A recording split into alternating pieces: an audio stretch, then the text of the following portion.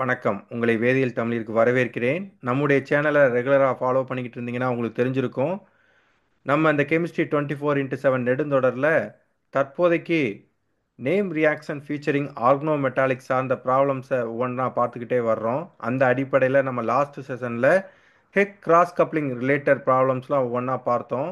அந்த அடிப்படையில் நம்ம இன்னைக்கு என்ன பார்க்க போகிறோம் அப்படின்னா Sonogashira cross coupling reaction related ப்ராப்ளம்ஸை ஒவ்வொன்றா நம்ம பார்க்கலாம். ஸோ இதுதான் நம்மளோட first problem from Sonogashira cross coupling சீரீஸில்.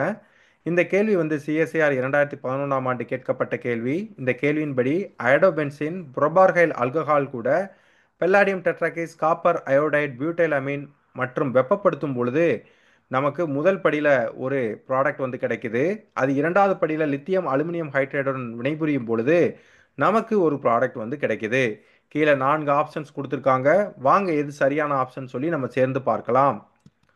ஸோ முதல்ல வினையை எழுதிக்கிடுவோம்.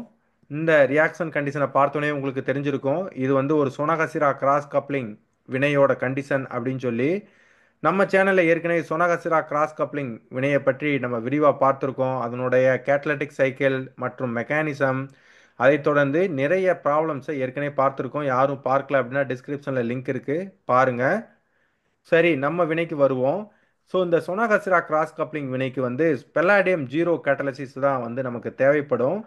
ஸோ இங்கே நம்மளோட வசதிக்காக ட்ரைஃபனைல் பாஸ்பைனை வந்து நம்ம எல் அப்படின்னு சொல்லி நம்ம குறிச்சுக்கலாம். ஸோ முதல்ல இந்த வினையில் என்ன நடக்கும் அப்படின்னா பெல்லாடியம் டெட்ராகிஸ் வந்து உடனடியாக டிசோசியேஷனுக்கு உட்பட்டு நமக்கு இந்த பெல்லாடியம் ஜீரோ கேட்டலிசிஸ் வந்து நமக்கு கிடைக்கும். இந்த ஆக்டிவ் கேட்டலிஸ்ட் நமக்கு கிடைச்ச உடனே என்ன நடக்கும் அப்படின்னா இந்த அயோடோபென்சின் கூட உடனடியாக ஆக்சிடேட்டிவ் அடிஷனுக்கு உட்பட்டு நமக்கு இந்த பெல்லாடியம் 2 காம்ப்ளெக்ஸ் வந்து நமக்கு கிடைக்கும். அதே வேளையில் இங்கே இருக்கக்கூடிய புரோபார்கைல் ஆல்கஹால் காப்பர் அயோடைடு மற்றும் பியூட்டைல் அமீன் முன்னிலையில் வினைபுரியும் பொழுது நமக்கு இந்த காப்பர் அசிட்டிலைடு இன்டர்மீடியேட் வந்து நமக்கு கிடைக்கும். இப்போ இந்த காப்பர் அசிட்டிலைடு இன்டர்மீடியேட்டும் இந்த பெல்லாடியம் காம்ப்ளெக்ஸ் இன்டர்மீடியேட்டும் உடனடியாக டிரான்ஸ் மெட்டலைசேஷன் வினைக்கு உட்பட்டு நமக்கு இந்த மாதிரி ஒரு இன்டர்மீடியேட் கிடைக்கும். இது உடனடியாக சிஸ் டிரான்ஸ் ஐசோமரைசேஷனுக்கு உட்பட்டு இந்த பெல்லாடியம் காம்ப்ளெக்ஸ் நமக்கு கிடைக்கும். இதன் பிறகு என்ன நடக்கும்? நமக்கு ரிடக்டிவ் எலிமினேஷன் நடந்து பெல்லாடியம் ஜீரோ காம்ப்ளெக்ஸ் வெளித்தள்ளப்பட்டு நமக்கு இந்த சப்ஸ்டியூட்டட் அதாவது ஃபினைல் சப்ஸ்டியூட்டட் புரோபார்கைல் ஆல்கஹால் வந்து நமக்கு ப்ராடக்டாக முதல் படியில் கிடைக்கும். ஸோ இப்போ இந்த ஃபினைல் சப்ஸ்டியூட்டர் புரோபார்கைல் ஆல்கஹால் வந்து இரண்டாவது படியில் லித்தியம் அலுமினியம் ஹைட்ரைடுடன் வினைபுரிகிறது. ஸோ நமக்கு தெரியும் லித்தியம் அலுமினியம் ஹைட்ரைடு வந்து ஒரு பவர்ஃபுல் ரிடியூசிங் ஏஜென்ட் அப்படின்னு சொல்லி தெரியும். இது வந்து பெரும்பாலான ஃபங்க்ஷனல் குரூப்பை உடனடியாக இது வந்து ரிடியூஸ் பண்ணும், இன்க்ளூடிங் அல்கைன்ஸையும் ரிடியூஸ் பண்ணும். சரி, இங்கே மெக்கானிசம் எப்படின்னு சொல்லி பார்க்கலாம். முதல்ல லித்தியம் அலுமினியம் ஹைட்ரைட்லேருந்து ஒரு ஹைட்ரைட் அயான் இங்கே இருக்கக்கூடிய ஹைட்ரஜன் ஆட்டம், அதாவது ஹைட்ராக்சி குரூப்பில் இருக்கக்கூடிய ஒரு ஹைட்ரஜன் ஆட்டத்தை எடுத்துக்கிட்டு ஹைட்ரஜன் கேஸாக வெளியே போயிடும். ஸோ அப்படி வெளியே போகிறப்ப இந்த நெகட்டிவ் சார்ஜ் நமக்கு உருவாகும். அது அலுமினியம் கூட சேர்ந்து நமக்கு இந்த மாதிரி ஒரு இன்டர்மீடியேட் வந்து கிடைக்கும். இப்போ என்ன நடக்கும் அப்படின்னா இங்கேருந்து இன்னொரு ஹைட்ரைட் ஆட்டம் வந்து இங்கே இருக்கக்கூடிய அல்கைன் கார்பனை வந்து தாக்கும். இதன் காரணமாக இங்கே இருக்கக்கூடிய ட்ரிபிள் பாண்டில் இருக்கக்கூடிய பை எலக்ட்ரான் வந்து இந்த கார்பனை நோக்கி நகரும்.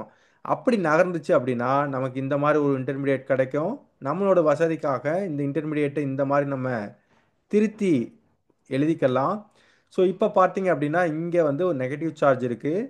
இந்த நெகட்டிவ் சார்ஜ் உடனடியாக அலுமினியம் ஆட்டத்தை தாக்கும் பொழுது நமக்கு இந்த மாதிரி ஒரு 5 மெம்பர்டு ரிங் சிஸ்டம் வந்து நமக்கு கிடைக்கும்.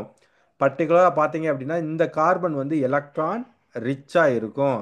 இப்போ நம்ம இதை நீர் கூட, அதாவது வாட்டர் கூட இதை வினைப்படுத்தும் பொழுது உடனடியாக இங்கே இருக்கக்கூடிய கார்பன் வந்து, அதாவது இங்கே இருக்கக்கூடிய கார்பனில் வந்து நான் ஏற்கனவே சொன்னேன் எலக்ட்ரான் ரிச்சாக இருக்கும் அப்படின்னு சொல்லி, அது ஹைட்ரஜன் ஆட்டத்தை எடுத்துக்கிட்டு நமக்கு இந்த மாதிரி அல்லேலிக் ஆல்கஹால் ப்ராடக்ட் வந்து நமக்கு கிடைக்கும். இங்கே நம்ம குறிப்பாக கவனிக்க வேண்டியது அல்கீனோட ஜாமெட்ரி.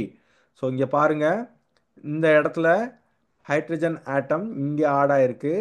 இப்போ அடுத்த ஹைட்ரஜன் ஆட்டம் எந்த இடத்துல ஆட் ஆயிருக்கு? இந்த இடத்துல ஆட் ஆயிருக்கு. இதன் காரணமாக நமக்கு டிரான்ஸ் ப்ராடக்ட் வந்து நமக்கு கிடைக்குது. சரி, வாங்க நம்ம கேள்விக்கு போகலாம்.